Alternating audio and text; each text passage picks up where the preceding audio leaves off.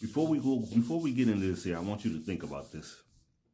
For some reason, whenever humans think about something or they ask themselves a question, we make a crazy sound, and the sound is, hmm. When we're thinking about something, yeah, I don't know why we do that. It's just something that we naturally do. And this goes across the board. Even if we speak a foreign language, when you think about something, you go, hmm. Can you relate to that? Good. Keep that in mind. Hey, yo, peace, peace. It's your man, O'Judge. Coming right back at you with some of that real talk real fast, man. Hey, man, today, man, we're going to talk about the fall of the gods. Now, in order for us to talk about this, we must get an understanding of who and what the gods are. Now, for me to set this foundation, I got to go back to the beginning. I'm sorry, I know you hate me talking about the beginning, but I got to go back. Now, in the beginning, there was complete darkness. We call it the void.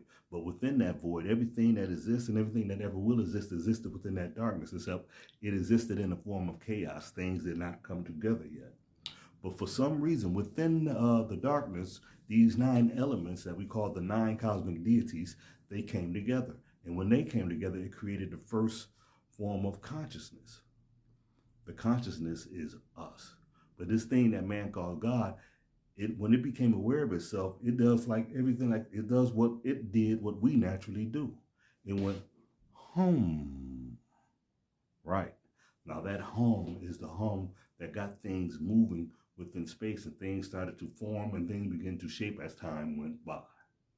Now, as time went by, this thing that man calls God, and as it became aware of itself, it wanted to have another view of itself. So it pulled out of itself and created another self so it could have something to communicate with. So it could see the opposite or see just another form of itself. Now, as time went by, the other ones that it pulled up out of itself, it did the same thing and pulled up out of itself, and it created. And then the list goes on and on and on and on and on. Now, here's the thing. Now, within that darkness, we existed in a form of ether. We were just cosmic gas, or this thing that people call the holy gas or the Holy Ghost. Now, these holy ghosts or this holy gas or this etheric gas that exists, it will communicate with other forms of itself through what you would call feelings and emotions. So it didn't have to speak. It really would just, it could feel one another, and that's how they communicated. Time went by and they began to multiply even more. And as time goes by, it would be a cosmic gas here, and it would be a cosmic gas here, a conscious gas here, and a conscious gas here. And they would have their own way of thinking. They would have their own opinion of things or their own understanding of their existence. But sometimes these conscious gases would come together and they would get too close, and then their thoughts would begin to fuse. And this caused confusion. So some of them took upon themselves and they decided that they wanted to exist in a different form so that they can be separate and the fusion would not occur. So some of them began to spin. And when they spun, they began to pull in the what you would call the cosmic dust, and they formed these conscious spheres. These conscious spheres became known as planets, suns, and stars. Well, a star and a sun is the same thing. Now, as time went by, these objects, they floated within the deep darkness of space, these conscious spheres within the deep darkness of space. And then as time evolved, the lights came on. Now, when the lights came on, being that these spheres were floating in space, and within space there's water. But when the lights came on and the light began to shine upon these spheres, fungus began to grow. Like these conscious spheres begin to breed organic life. Hear me? See, now let's do this here. I understand that people have a notion of this thing that they call the flat earth. I explain why people view this thing as a flat earth. I'm not going to go through that right now. But most things start from a circle or a point. Even existence started from one point, which happens to be a circle. You get what I'm saying? So why would we not have round planets?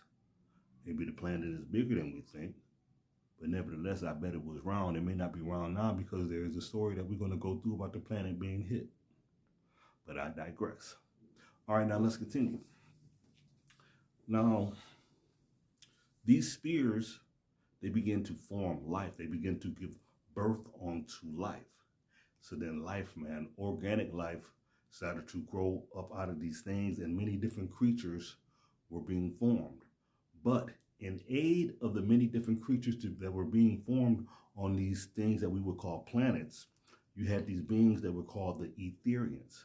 Remember, some of them decided to manifest in physical form and they became these conscious spheres, but some of them stayed in etheric form.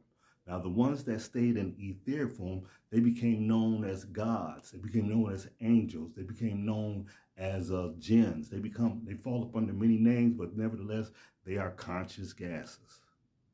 And they have their own electromagnetic field, which allows them to have their own portion of the mind.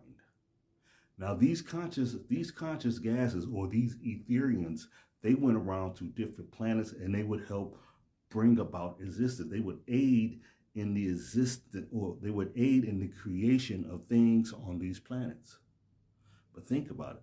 The etherians are the ones who actually created the planets. These etherians are nothing more than just seeds of God, or the children of God. Now, doesn't that sound kind of familiar? For is it not written in your laws that ye are gods and that ye are all children of the Most High? Right. Let's continue. Now, as these etherians, as they participated in helping to bring about creation, or help aid in the creation of organic life, plants, rivers, and all that stuff on these planets, some of them, as time went by, they adored their creation so much that they themselves wanted to participate in their own creation. So some of them decided to take on physical form. Now, when they decided to take on physical form, that was one of the first falls of the gods. Because as long as they stayed in etheric form, they could shapeshift and do whatever. But some of them, they took on a permanent physical form. Or can I say that? Maybe not, because I'm quite sure many of them had the ability to shift from physical back to etheric. Now, peep game. A lot of these doggone etherians, the beings that we call the etherians, who decided to manifest themselves in physical form, they were adjusting their bodies as they would see fit. How do I say this? They would change, they would create their organs, they would create the veins in their body, they would create the skeleton within them that holds the body up. They created these things as a necessity.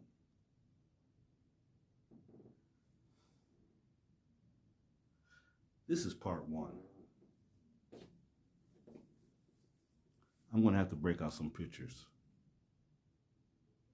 So I'll see you again at part two.